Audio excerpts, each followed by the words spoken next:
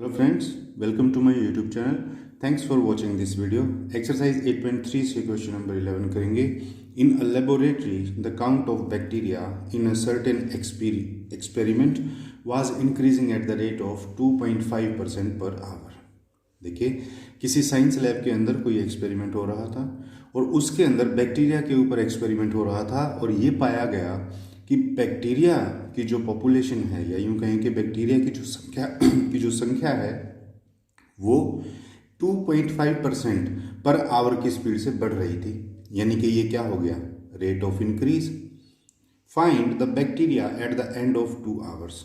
2 घंटे के बाद बैक्टीरिया कितने हो जाएंगे, यानी कि उनकी संख्या कितनी हो जाएगी. If the count was initial this one 5,06,000. अगर शुरुआत में उनकी संख्या 5,00,000 और 6,000 हो. तो देखिए फ्रेंड, ये तो क्वेश्चन बिल्कुल जो है वो सिंपल इंटरेस्ट के कंपाउंड इंटरेस्ट के फार्मूले से हम निकाल सकते हैं. अगर ये मान लीजिए हमारा प्रिंसिपल होता, ये हमारा टाइम होता और ये हमारा रेट ऑफ इंटरेस्ट होता तो भी हम इसी मेथड से निकाल सकते थे. अब ये यहाँ क्या है, पॉपुलेशन है, तो उसी से हमें कोई फ़र्क पड़ता नहीं है. देखिए स्टेप बाय स्टेप इस क्वेश्चन को हम लोग किस तरह से करेंगे. सबसे पहले जो चीज़ गिवन है आप उसको लिख लीजिए. मैं यहाँ इसको प्रिंसिपल लिख रहा हूँ. आप चाहें तो ब्रैकेट में इसे पॉपुलेशन भी लिख सकते हैं या नंबर ऑफ बैक्टीरिया भी लिख सकते हैं, लेकिन क्योंकि हम फार्मूला कंपाउंड इंटरेस्ट का लगाएंगे इसीलिए प्रिंसिपल के रूप में ही लिख देंगे तो ज़्यादा बेहतर रहेगा. ये है हमारा 5,06,000. ये हो गया हमारा प्रिंसिपल. अब देखिए रेट हमको कितना दिया हुआ है, रेट हमको दिया हुआ है 2.5%. अब 2.5 को क्या मैं 5/2 लिख सकता हूँ, है ना. 5/2% हम लिख सकते हैं.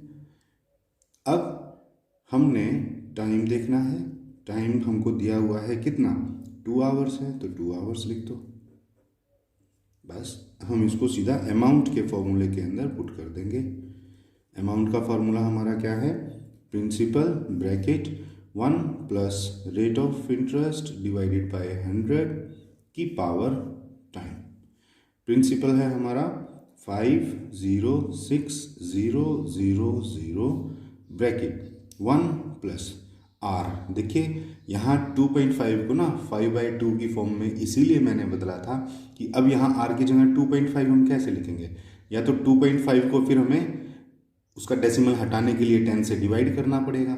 10 से डिवाइड करेंगे तो 25 और 10 आपस में डिवाइड होकर के 5/2 ही आएगा, है ना. तो हम सीधा यहाँ 5/2 लिखेंगे रेट ऑफ इंटरेस्ट, और नीचे 100 होता ही है तो ये हो जाएंगे आपस में मल्टीप्लाई.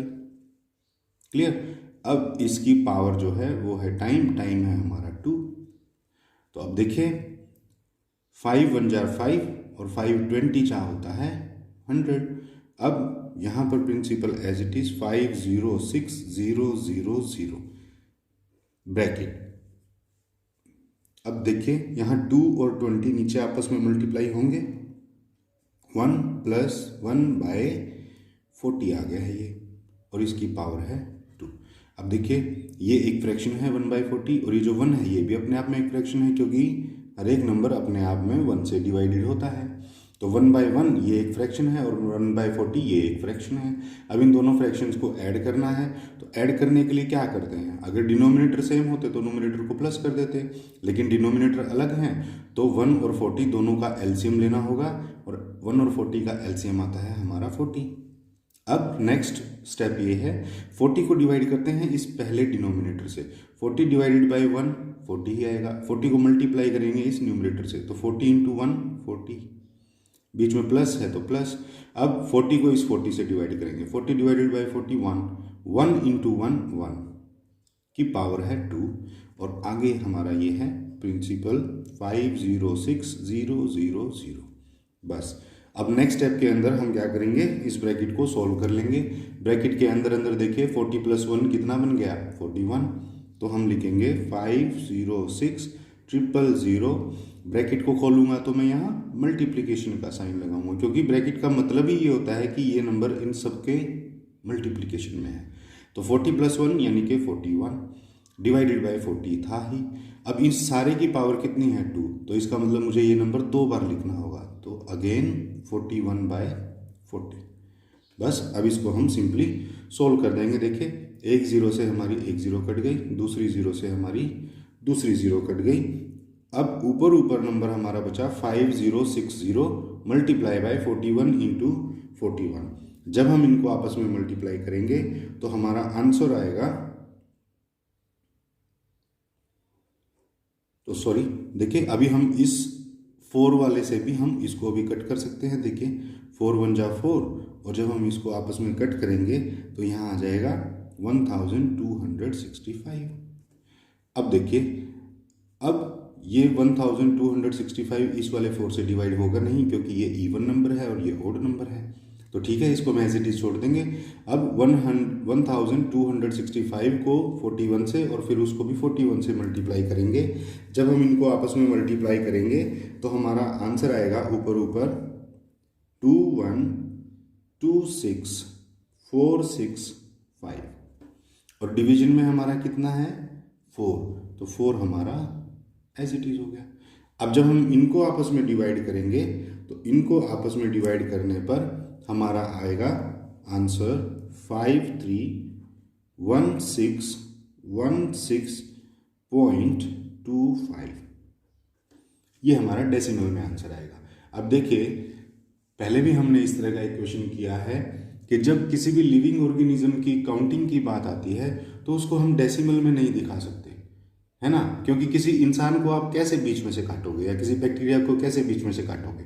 तो हम ये कर लेते हैं, इस डेसिमल के बाद के नंबर को हटा करके, अब जैसे यहाँ 6 है, या तो आप इसको 7 कर लीजिए पूरा, या आप इसको सिर्फ 16 ही रहने दीजिए, ठीक है। तो जब हम डेसिमल में इस तरह के आंसर लिखते हैं तो साथ में लिख देते हैं अप्रोक्सीमेटली। अप्रोक्सीमेटली का मतलब होता है लगभग। लगभग का मतलब यहाँ ये है कि इस डेसिमल वाले के बाद ये जो 1/4 ऑफ बैक्टीरिया दिखा रखा है इसको हम हटा दें, या तो हम सीधा ये 16 ही दिखा दें या यहाँ 17 लिख दें, बात एक ही है।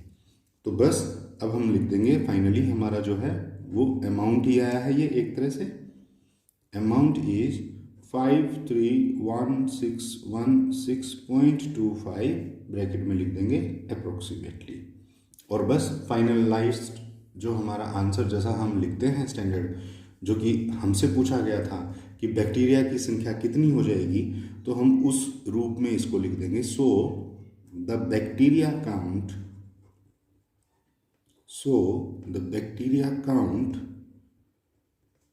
आफ्टर 2 hours कितनी हो जाएगी 531616.25 अप्रोक्सीमेटली।